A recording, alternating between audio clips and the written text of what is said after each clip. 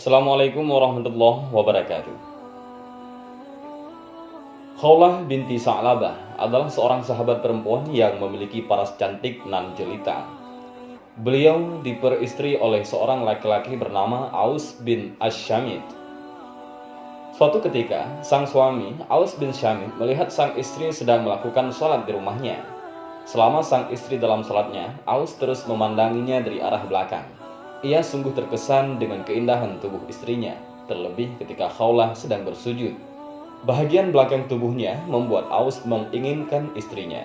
Maka ketika sang istri selesai dari sholatnya, Aus mengajaknya untuk melakukan hubungan suami istri.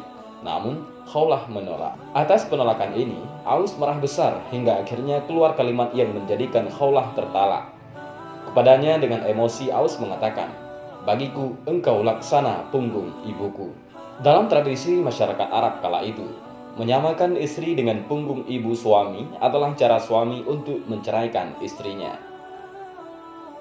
Syekh Nawawi Banten memiliki catatan tersendiri yang perlu diketahui perihal perilaku seksnya Aus. Disebutkan bahwa Aus berhasrat terhadap perempuan dan menginginkan menggaulinya dengan cara yang tidak semestinya perempuan digauli. Karenanya, Khawlah menolak permintaannya itu. Atas penolakan ini, Aus marah dan mengatakan, "Bilang kamu keluar dari rumah sebelum aku melakukannya denganmu, maka bagiku engkau seperti punggung ibuku." Usai mengucapkan kalimat itu, Aus menyesalinya. Ia paham bahwa dengan kalimat seperti itu sama saja ia menceraikan istrinya. Pada saat itu, di masa jahiliyah, belum ada hukum dhihar. Kalimat dhihar seperti itu masih dianggap dan dihukumi sebagai talak. Adapun Khawlah pun tak terima bila ia dicerai oleh suaminya. Maka serta-merta ia mendatangi Rasulullah. Kepada beliau ia sampaikan, "Aus menikahiku saat aku masih gadis yang disukai banyak lelaki. Kini setelah aku tua dan memiliki banyak anak, ia menyamakanku dengan ibunya. Aku memiliki anak-anak yang masih kecil. Kalau mereka aku serahkan kepada Aus, mereka akan tersia-sia. Tapi kalau mereka aku yang mengurus, mereka akan kelaparan." Dengan aduan itu, Khawlah berharap agar Rasulullah tidak menghukumi talak atas hubungan perkawinannya dengan Aus. Namun, Rasulullah tetap menghukumi talak atas ucapan Aus tersebut. Khawlah masih belum mau menerima. Ia bersikeras, "Rasul, demi Allah, ia tidak mengatakan kalimat talak. Dia itu bapaknya anak-anakku. Dia itu orang yang paling aku cintai." Namun, Rasulullah tetap bersikeras menghukumi talak atas Khawlah dan Aus. "Engkau haram baginya," kata beliau. Tapi Khawlah tetap tidak mau terima. Terjadilah perdebatan antara keduanya. Khawlah bersikeras untuk tidak mau dihukumi talak, sementara Rasulullah tetap dengan pendiriannya. Sebagaimana diketahui bahwa setiap kali ada permasalahan yang disampaikan oleh para sahabat kepada Rasulullah, maka beliau tidak akan menghukumi kecuali setelah adanya wahyu dari Allah. Demikian pun dengan kasus Khawlah ini, karena tidak ada wahyu yang turun menyangkut kasus tersebut, maka beliau tetap menghukumi talak dan tidak menerima permintaan Khawlah untuk memutuskan hukum yang lain. Melihat kenyataan bahwa keinginannya tak akan dipenuhi oleh Rasulullah, Khawlah tak berputus asa. Kepada Rasul ia katakan, "Baiklah, akan aku adukan masalah ini kepada Allah."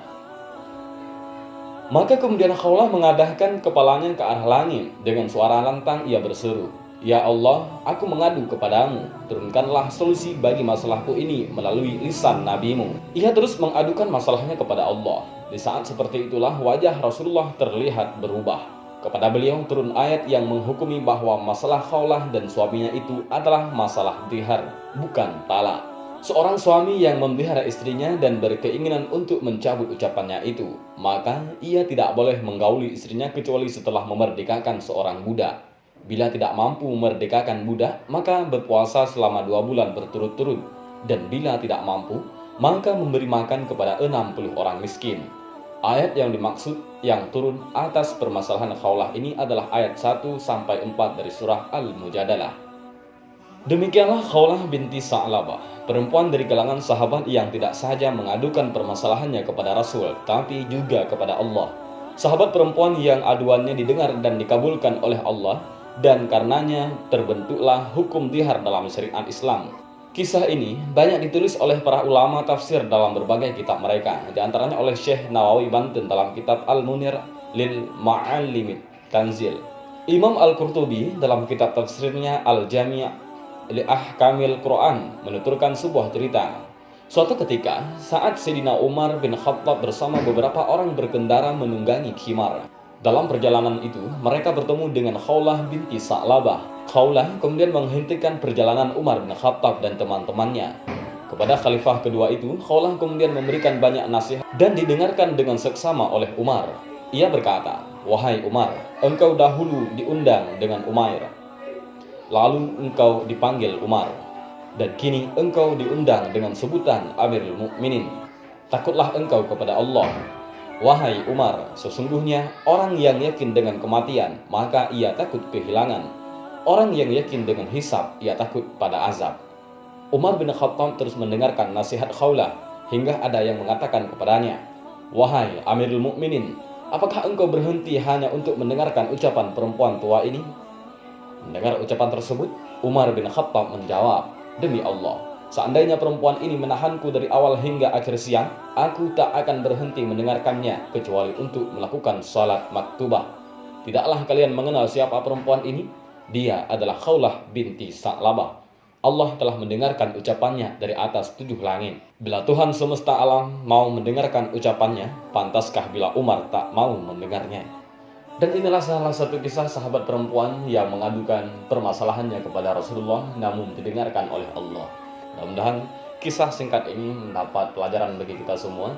Amin ya rabbal alamin. Wallahu a'lam bishawab. Assalamualaikum warahmatullahi wabarakatuh.